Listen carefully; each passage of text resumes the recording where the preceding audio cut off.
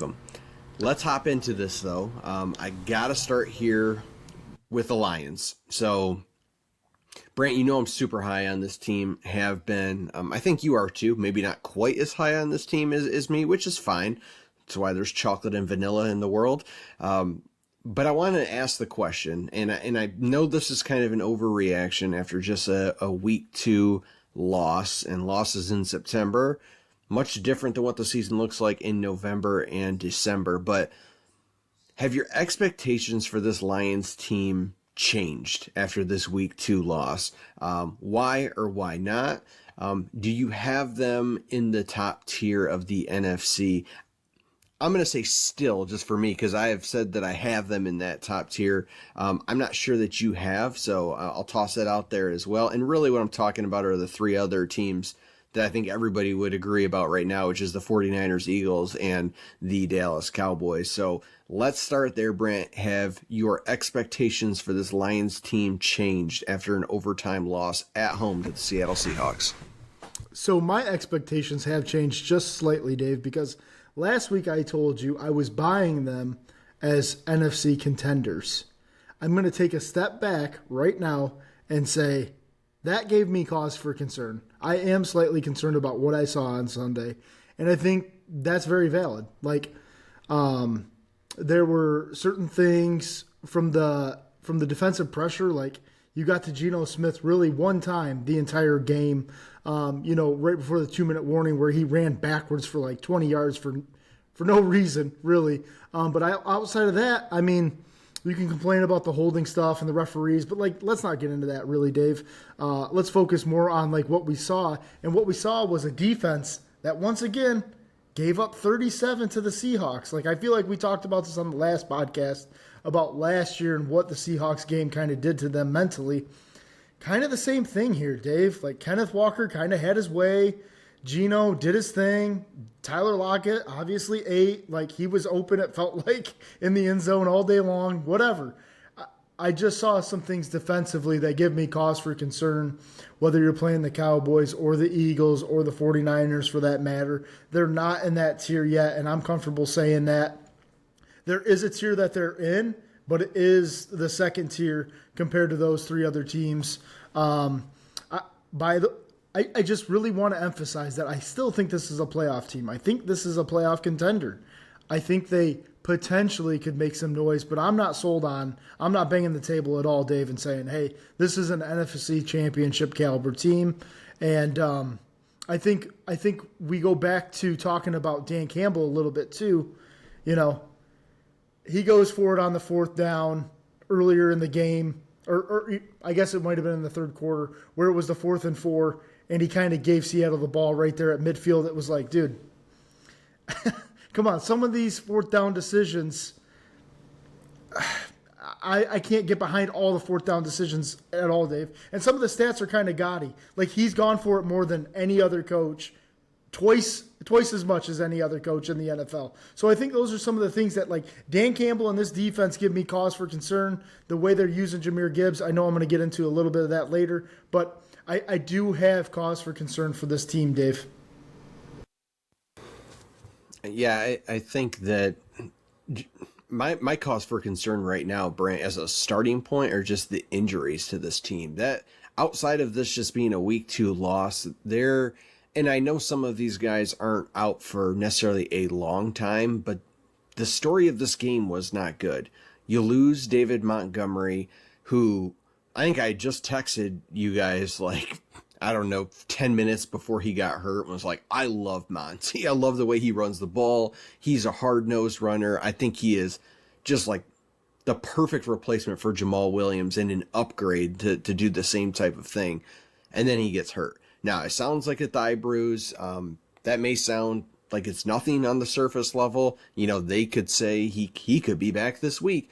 I think the reality is he probably misses at a minimum 1 week, possibly 2 weeks. Now, that is against the Falcons and Packers. You can argue that those are okay games for him to miss, but I mean, we're going to talk about the Falcons here in a minute, and I don't think any of these games are going to be a walk in the park.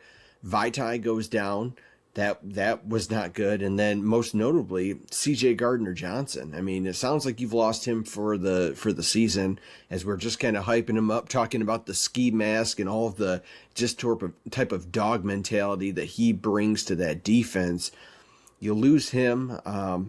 That's huge. There's somebody else I'm forgetting too. I feel like that. Oh, well, and then you have Amon-Ra St. Brown, your star receiver. I mean, he played through an injury, but I mean, they're taking soles out of his shoe, putting steel plates in there. Like, it was a mess. Like, he did not look good, and then he was cramping up. I mean, he looked good from a talent standpoint. That's not it, but just his overall health in an already thin wide receiver room.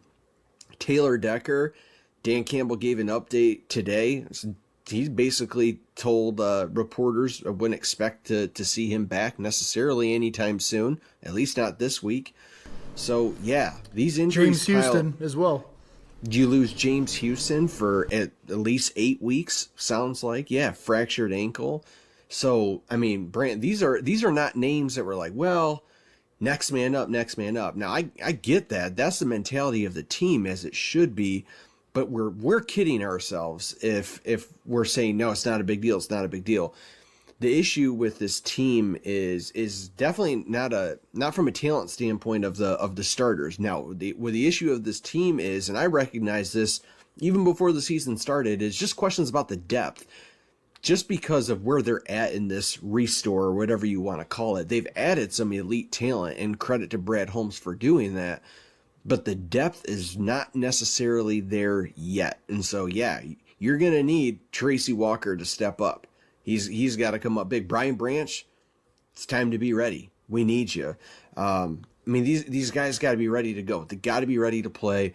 And so to go back to the original question, like, where do I have them right now? Well, if I'm being honest, I'm willing to alter and pivot and change my opinion on things. As it stands today, yeah, I have them a tier below those three teams. I have to. They're so banged up right now. They've certainly got to go out and beat Atlanta, and they certainly have to go and beat the Packers.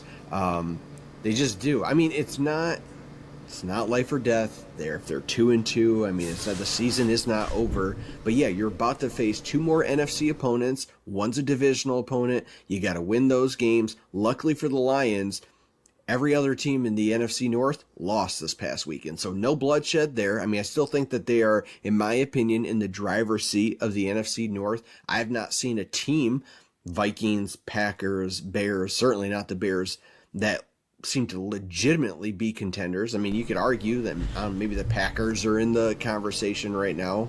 Maybe the Vikings. I'm still not high on them.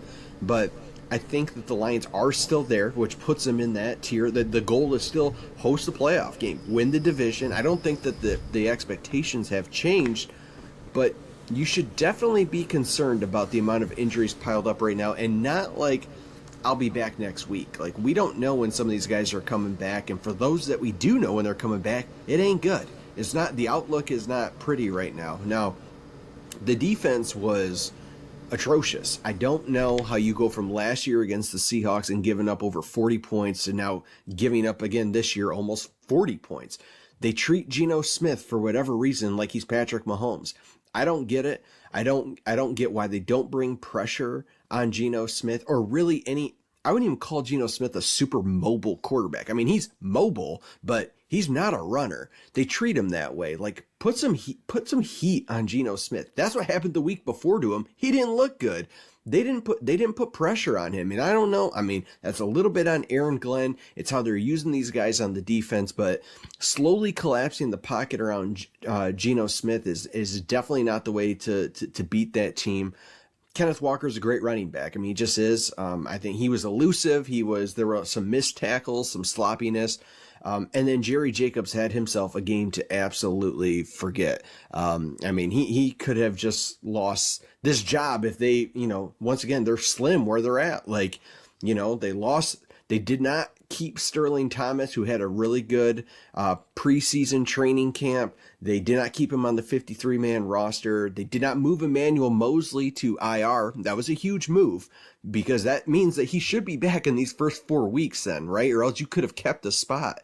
They didn't do that. And now you're hearing Dan Campbell say today, Emmanuel Mosley I wouldn't expect him back this week. Like that, these kind of things are concerning right now, and they've got to come back in a big way at home. Brant, you're going to be at the game against the Falcons. I mean, we're going to get into that game in a second, but yeah, I think defensively, huge concerns. A lot of things that need to get ironed out. Offensively, yeah, it's going to be interesting not having David Montgomery. And that's no slight to Jahmyr Gibbs. It's how they're using Jahmyr Gibbs. He's also not going to be the one-to-one replacement of Monty. So for Lions fans, they're like, well, now we got to see more Gibbs. Well, no, we really don't. I don't think he's that. That's not who they brought him in to be. He's not going to be a 3-down back. You're going to see a lot more Craig Reynolds.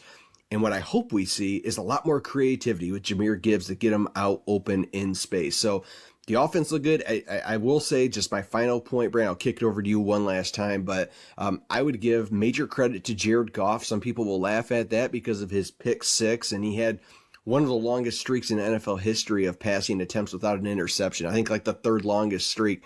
He comes back from that pick six and drives them down the field for 7 points. And I thought he looked really good. Not a flawless game, but he looked really good. Dan Campbell, you got to live and die with that dude and how he coaches and going for it. And when it doesn't make sense, when he gets it, it's great. When he doesn't, you shake your head and you question things. And he's the only guy doing it at this clip that he's doing it and going for this stuff. What I didn't understand was when it came down to like the end of the game, why did we all of a sudden, it just seemed like they got conservative. That second to last scoring drive before they sent it into overtime, they were taking their sweet little time. Like, I'm like, let's go. Like, and to be honest with you, like, I wish they would have pushed it even more on that drive where they ended up with the field goal to set it into overtime. I absolutely hate NFL overtime. It gets decided by a coin flip. Of course, I know Seattle won the game, fair and square, whatever, but I just hate it. You let a coin flip decide it, they march down the field, and boom, game over. So incredibly disappointed. No, the season's not over, but I got some major questions right now about the Lions and these injuries. Brant, any final thoughts before we talk Falcons? Yeah, quickly. I hated the last drive myself, Dave, as well. I thought, Dan, you've been a gambler all this time, but I think with around 50 seconds left in the game, you get a first down, and all of a sudden it's like we're not getting up there to snap it, to spike it, or we're not calling our timeouts. I mean, you've got 3 timeouts in your back pocket with 50 seconds to go. You're on the 30-yard line. Like, let's go. Don't waste 20 seconds getting a play together. It was bad clock management, Dave, at best. And it cost them the game, really. I mean, you can say that was one of the things that cost them the game. Secondly, if you look back at last season and you look at, it came down to the Lions missing the playoffs because Seattle had the tiebreaker on them. I know you talked about the division and winning the division, Dave. Well, something doesn't go your way, a ball doesn't bounce your way. Now you're looking at the tiebreakers again. And that's why when we transition into the Falcons game, how important the Seattle game was at home to get for the tiebreaker purposes. You have to get this one this weekend, man. You absolutely do. And Brant, that's a perfect transition because the Falcons are overachieving. I mean, Arthur Smith, credit to him. I mean, this is not a super talented Atlanta Falcons team by any means. Bijan Robinson looks like he is. I mean, I know you would agree with this. I think we have the same take. He looks like your rookie of the year. He's as advertised. They're using him in a way, once again, which we can talk about Jahmyr Gibbs. They're using Bijan in a way that's making this offense really start to hum, really start to click. And guess what? They're 2 weeks into the season too. So this Falcons game, to me, if you asked me 2 weeks ago about it, I would have said that's a layup. You got to go win that game. Brant, I don't know what the spread is on this game. I'm imagining it's probably, 3-4 points, 5. I don't think it's 5 points, but it can't be that much. And they're going to have to be ready to play and figure out a game plan without David Montgomery in the lineup. So what are your thoughts? What do the Lions need to do to get this done? Well, you've got to start with getting pressure on Desmond Ridder. Desmond Ridder's not a very great quarterback. I mean, he's not going to sit in the pocket and just toss dimes all day out there. He's going to want to move around. He's going to want to get the ball to playmakers in space. He's much of a game manager. But if you get into his face, he will make mistakes, Dave. I think that's where it starts and ends with the Lions this weekend. Get that pressure up front. Get after Ritter. Make him get rid of the ball when he's not comfortable, and get some turnovers and get it going the other way. Trying to stop. I don't think you stop Bijan. I think you can try to contain Bijan. I don't really think they have any outside threats that really scare anybody. Drake London really hasn't popped this year. Kyle Pitts has been kind of on a milk carton. Like, there's nothing that the Falcons do out wide that the secondary can't handle. And if the secondary can't handle this offense, then we're going to have serious questions about the Jerry Jacobs of the world, the Kirby Josephs of the world, because this is going to be a relatively easier matchup than going against DK Metcalf, Tyler Lockett, and them dudes. You know what I mean, Dave, Jackson Smith, and Jigba? So I think that this is going to be a favorable matchup for the Lions secondary and containing Bijan. It goes back to that, getting pressure on Ritter. I like your chances if that happens. Offensively, Dave, I think you and I both know they're going to do their thing. Yeah, I definitely. It starts up front. They've got to make Desmond Ridder incredibly uncomfortable to make things easier on the secondary, especially as you're nursing some of these injuries and now losing C.J. Gardner-Johnson back there. Like, they've got to get pressure up front. They've got to be aggressive. They've got to make him uncomfortable. And yeah, it's a contained Bijan type of a game. But yeah, you've got to go after the quarterback. You got to get some sacks. You really do. It's time. And that's going to come down to how they scheme things up this week in practice. And I hope they come out ready to go. Brant, I think that they will. I really do. I think that the Lions Dan Campbell recognizes just how important it is right now to not, especially as the injuries pile up. You can't take another one on the chin right now. I think that they recognize that. I hope they recognize it. And I think that they've got a good chance to win this game against Atlanta. Any last thoughts here before we shift into Michigan football? Yeah, Dave, I'll just say this. 0-2 at home would be kind of unacceptable when you bring in the Seahawks and Falcons. I mean, that's teams that you're potentially pitting yourself against for playoff position. You cannot lose these home games, man, and it especially can't be at the hands of Dan Campbell making poor decisions or something like that. So please, let's get it together and get this win this weekend, because this is going to be who you're going to be going against at the end of the season. This is what it feels like to me. Yep. One